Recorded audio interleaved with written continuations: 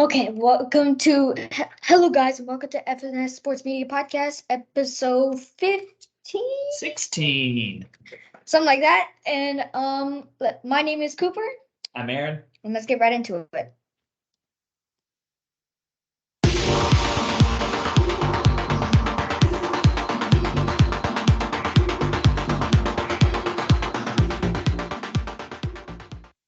All right, so the trade deadline has ended. It's been like a week, and all the trades, like the news, it's settled down, and we're gonna talk about the end part that we didn't get to talk about because we filmed and we posted the video on like 4 hours before the trade deadline in, and there was a lot more moves after we filmed. Yep.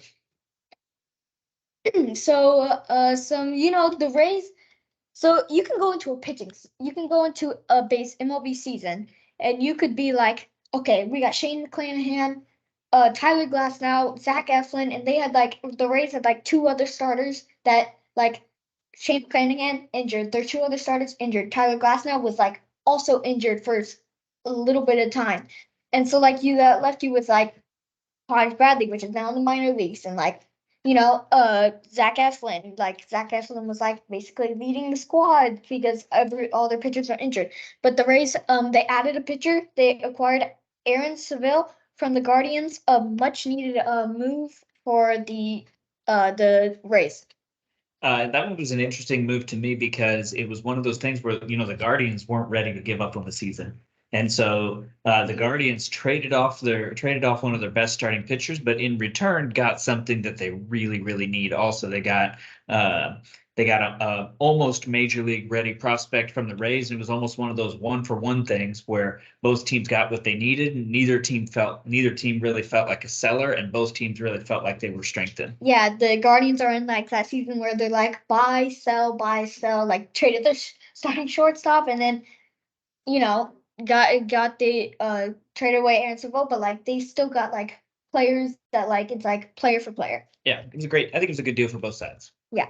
And so another team that really like their offense is just electric, but what they need is pitching. The Reds, they nabbed left-handed relief help. They added Sam Wolf and deal with the A's. So here's what I think: the A's bullpen has been terrible, but you saw Shintaro Fujinami that he went to the Orioles, and like last night he was like one pitch away from a immaculate inning, and like he's just been lights out for the O's. So maybe Sam Moll, he just needed to change the scenery to, and just when he went to the Reds, the young talent, he'll just fit right in, and he'll start working better. Yeah, I think we saw that also with Jack Flaherty traded to the Orioles in his first start. He was real sharp. Lance Lynn, same thing. First start after getting traded from the White Sox to the Dodgers. Had a great start. Sometimes these guys just need to get out of these losing situations, these losing scenarios where you're just in that rut every day. They're not bad players, or else they wouldn't be in the major leagues. But sometimes you just got the wrong combination of things, and getting out of that is all they really need. The Reds are sure hoping so with Sam Moll. Yes, definitely. So the Mets have been fire sale basically tanking this season, and they traded Max Scherzer, but then they also traded one of the biggest deals in the trade deadline this year. They traded Justin Verlander to the Astros, which is like yay for the Astros, and just like everyone else is just like meh, he hasn't even been that good this season. Yeah, it makes me wonder if George Strait is the owner of the New York Mets. All my exes pitch in Texas. So, you got Verlander coming to Houston. You've got Scherzer going to the Rangers. Yeah. The Mets were just ready to get rid of anybody and everybody as long as they would get some prospects in return. I think the Astros paid quite a heavy price prospect wise to be able to pick up Verlander again. But maybe that's the piece that the Astros And maybe it's just another change of scenery that he just goes lights out. Yeah, and Verlander, wasn't bad in New York. He wasn't like Cy Young. no, but he wasn't bad. And playing with sometimes when you've got those guys, you've got a better team playing behind you. You don't feel like you have to be perfect every single inning. Sometimes when your offense isn't going or your defense isn't great, there's that pressure to feel like you're perfect every time out there. And Verlander can go out and play.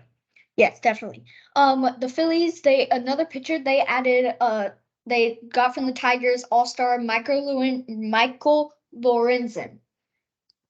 Yeah, I mean the Phillies trying to make a move here at the end. I'm not sure if that's the kind of big splashy move that's going to put the Phillies over the hump. But there's still, and that's what happens at the trade deadline. You've got the teams that are on the borderline trying to make a push, and then the teams like the Tigers that aren't going anywhere. Like, hey, we might as well get something for these guys. Yes, definitely. And so this one, the Blue Jays trade for Cardinals Paul DeJong after Bo Bichette's injury. So look, like you never wish for someone to get injured, but I mean, like this was just like very helpful for the Cardinals because like I don't know if anyone was gonna take Paul DeJong like because they need a starting shortstop, but like Paul DeJong, solid bat, solid defense, and just like the Blue Jays needed a shortstop, and just like the Cardinals are very lucky that they were able to get Paul DeJong for some pitching prospects. Yeah, I think it was a good deal for both sides. DeJong wasn't coming back to St. Louis. Yeah. At first I didn't think there was going to be a heavy market for a guy like him, and landed in a place where he's going to play at least right away, while Bo Bichette is rehabbing the injury. He's not just going to be a bench bat or whatever. He's going to be somebody that's going to play. And I think really that's what DeJong needs. DeJong is one of those guys that needs the consistent at bats. Yes. To keep everything can't get that. Keep everything sharp. Well, I mean, he was getting like Edmund was coming from rehab. Mason was just tearing it up in AAA.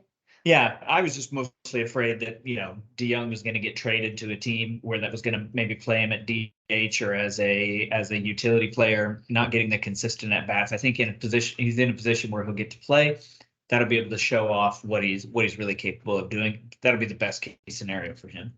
Yes, and the flailing Padres, they decided to get some more help. They got Rich Hill and Ji-Man Choi from the Pirates. Ji-Man Choi, he's been injured for a lot of the season, so there's not much to say about him. Rich Hill, I mean, he's just one of those. Isn't he like 43? Yeah, just one of those old guys that goes out there and eats up innings and pitches well. There's nothing like fantastic about him. He's not lights out at anything, but he's just good enough at enough things to where, he's still able to play when he's that old. Yeah, that's what the Cardinals need from Adam Wainwright. But putting Rich Hill with Blake Snell and Yu Darvish and Joe Musgrove, it'll be helpful. But I'm not sure how helpful. If you're sitting there, you're behind Arizona, you're behind the Dodgers, you're there with the Giants. Yeah, you're behind Arizona that has a 6-game losing streak. Yeah, and so we'll see. The Padres have enough pieces to where they could turn it on at any time, and nobody would be surprised. But at the same point, at some point in the season, you are what the numbers say that you are. Yeah. And the Padres, according to the numbers, are not a very good baseball team. Yes, definitely. Eduardo Rodriguez, he said no to being traded to the Dodgers. Just kind of funny. Just the Tigers are just trading away players, and then it's like, hey, you want to get traded? He's like, no.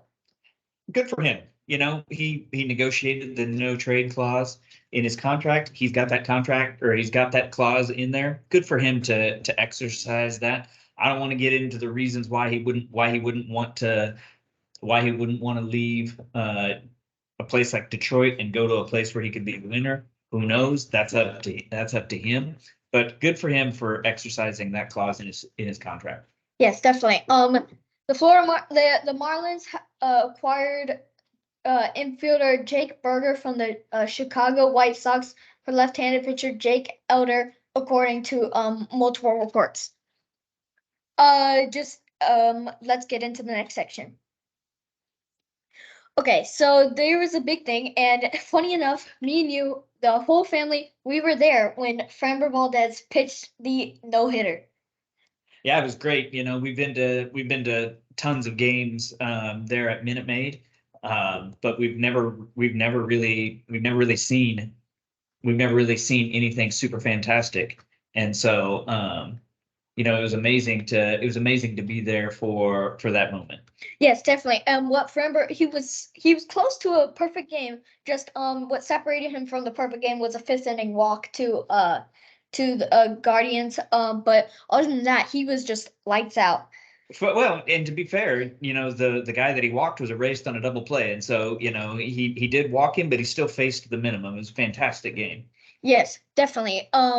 But in the ninth inning, and like it was all crazy and everyone was recording and stuff, and it was 1 out, and Jose Altuve makes a lunging grab to save a base hit, and then he strikes out someone, and then Jeremy Pena makes the grab from at shortstop to make it, and everyone was running out to the field. It was fun. It was cool to watch. It was cool to watch. It was one of those historic things that, you can go to a ton of games. You can go to a ton of games, but there's no guarantee that you're ever going to see a no-hitter. And once you've seen one, there's no guarantee that you're going to see another. So it was definitely a night that I'll never forget. Yes, definitely. Good for the Astros. Good for Framber Valdez, who's like he just had that like all season. He's had that like bad start, and then he'll have that bounce back start, and he's just been these last few games. He's just been getting back into like that groove, and then boom, here's that bounce back start, that no hitter bounce back start. Okay. Special thanks to Clutch Points, The Athletic, ESPN, and Mobility.com for all the information and sources. And make sure to like, subscribe, hit the bell, and we'll see you guys later. Sounds good.